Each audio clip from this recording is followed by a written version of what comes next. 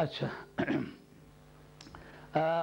I'm not properly English speaker person, but I have learned it just to feed my community the Islamic information. Because being a Muslim scholar, it is my duty to communicate my message in any language I know. Orthodoxy, the proper and accurate ideology is called orthodoxy. Orthodoxy is Ahlus Sunnah Wal Jama'ah. According to authenticated references of the reliable books, it can be easily established that only the Sunni Muslims are the persons who would be saved on the judgment day from the punishment and chastisement of Allah Rabbul Izzat. And anybody else who is not believing in the orthodoxy would be punished, and no action or omission on behalf of him is acceptable to Allah Rabbul Izzat. Acceptance of all actions and omissions depends on the orthodoxy. If a Muslim believes in Muhammad Mustafa ﷺ as an orthodox, his practice, his liturgical activities, his devotions, his sanctifications, and his virtues would be accepted by Allah Rabbul Izzat. Otherwise, all of his struggles, efforts, and strives would be rejected by Allah Rabbul Izzat. Because the first thing is recognition. When a person recognizes the states of Muhammad Mustafa ﷺ, that recognition is called Ahlus Sunnah Wal Jama'ah. The fundamental attitude of the Sunni people is to accept the dignity of Muhammad Mustafa ﷺ and the grandeur of Muhammad Mustafa ﷺ without any type of objection. Just like Siddiq Akbar radiallahu anhu was reported by the Muslim scholars that he happened to be Janab Muhammad Mustafa ﷺ on the way. When Nabi Kareem ﷺ was asked to promulgate, to proclaim, to be a prophet in the society, but he excused in front of Allah Rabbul Izzat, "Oh my Lord, it is not possible for me to announce openly in the open ground for my prophethood because I am just equal person to the society of Mecca. It is not possible for me to offer myself as a prophet. Therefore, I should be given a reprieve for a time." Because the people could not be prepared. Then Allah Rabbul Izzat suggested a person who happens to meet him in out of the Meccan population. When he came, Nabi Kareem ﷺ, out of the population, he happened to meet Hazrat Siddiq Akbar radiallahu ta'ala anhu. He said, "Oh Siddiq Akbar radiallahu ta'ala anhu, do you know me?" He said, "Yeah."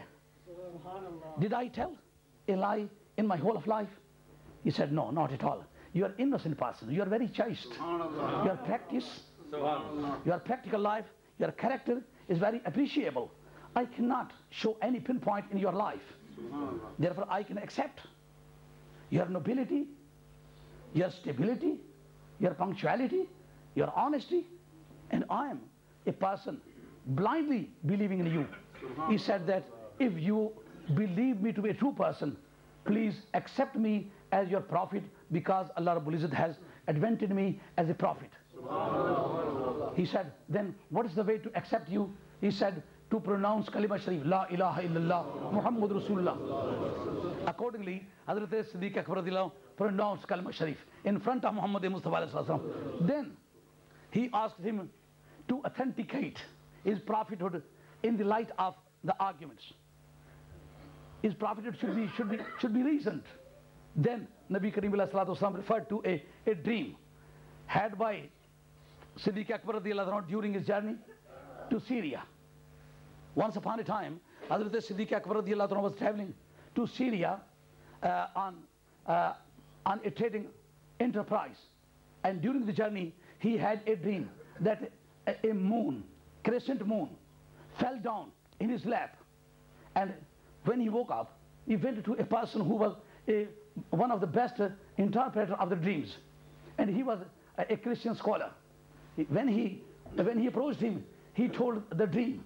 He said that if you promise me not to tell anybody before the realization, when interpretation comes in the field that is called realization, before the realization is prohibited to be told to anybody else in the world.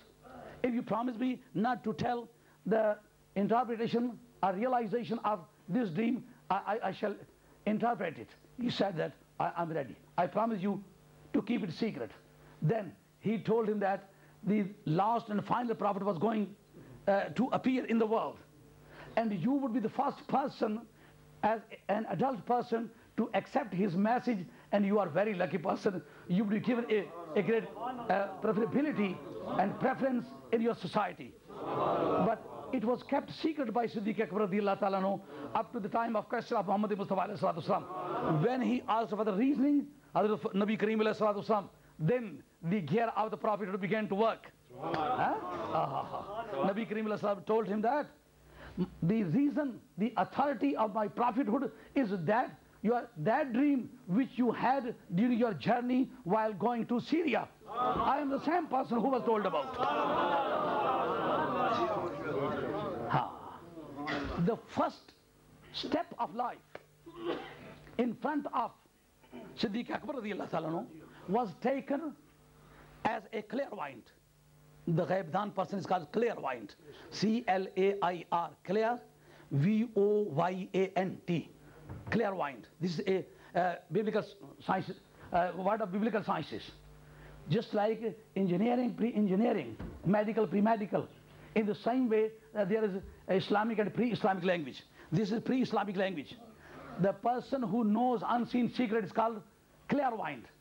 Since the first step of Hazrat Siddiq Akbar radiallahu ta'ala anhu is Islamic word, was as a believing person in the clairvoyance of Muhammad Mustafa alayhi salatu wasalam.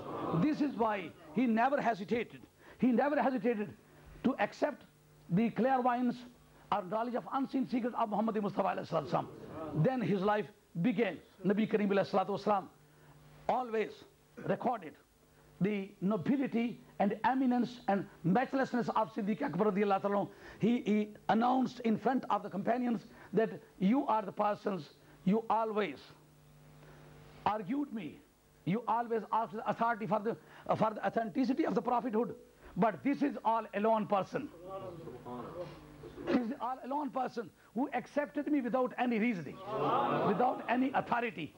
So here one can establish that Sunni people are with the attitude of Siddiq Akbar radiallahu anhu. He firstly accepted, and then he wanted to authenticate.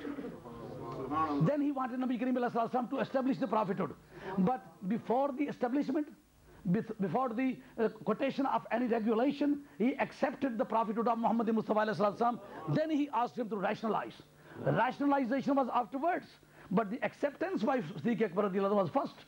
So this is the proper attitude of a Sunni person, that he should believe in the dignity of, in the nobility of, in the grandeur of, in the excellence of Muhammad Mustafa alayhi salatu wasalam, in the magnificence of Muhammad Mustafa alayhi salatu wasalam, and then he should ask the reasoning to establish the dignity. So this is the end of my lecture, if you want.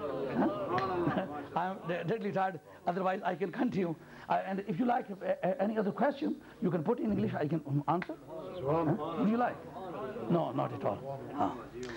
This is not my subject prepared properly for my expression, because at the spot, simultaneously or spontaneously, without any context, this question was put to me to address the people in English language. But now I am ready.